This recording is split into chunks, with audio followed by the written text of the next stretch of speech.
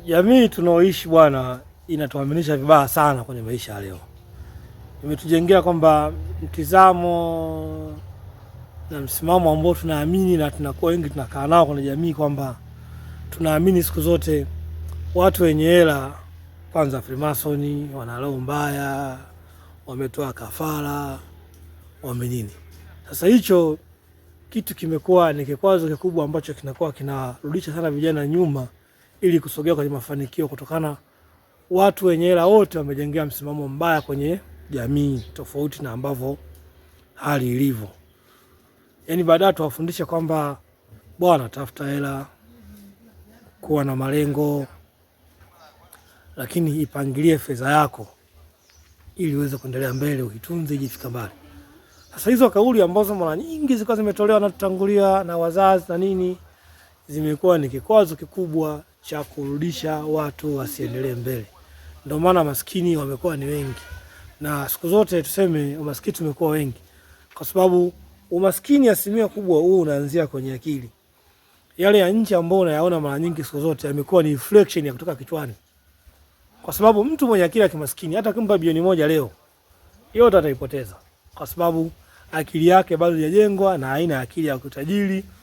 Kwa sababu siku zote akili ya kutajiri ni akili yenye uwekezaji, inawekeza kwa ajili ya baadaye na inawekeza na ina take risk. Lakini sisi, mtu mwenye akili ya kimaskini hata kama bilioni 1, mwingine ataogopa, ataiweka ndani isiye kapotea kama tutamwambia turudisha. Lakini mwingine ukimpa bilioni 1 yote ataifanyia starehe. Ataifanyia starehe ili atafanya mambo ya anasa ili afanye wale matajiri ambao wametangulia kwa muda mrefu ambao wamekuwa wamewekeza.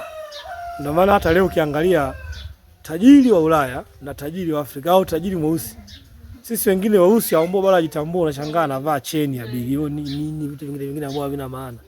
Lakini ukitazama wenzetu hela zao nyingi wameziwekeza na zimewekezwa na ziko. Leo ukimwangalia Bill Gates unakuta ni mtu normal tu. Ukimwangalia Elon Musk hata alivyovaa na uvaji wake na nini, lakini mambo yake na uwekezaji wake ndio unaosoma. Lakini kwa sisi watu wengine bwana, ukijua kwa na hela kwanza utaona tu mambo yake. Cheni, sijui alichovaa na vile anavyotumia na jinsi anavyotumia na vina wapambe wengi tofauti na wenzetu wa Ulaya. Kwa tufute mentality ya kuwapandikiza vijana au watu kwamba matajiri wako hivi na hivi au tajiri ni hivi na hivi.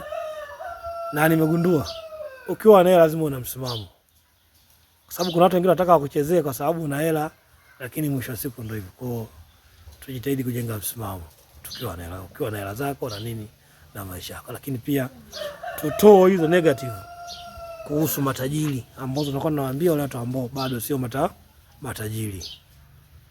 Kwa kweli tukifanya hivyo, nahisi tutaondoa umaskini kwenye jamii.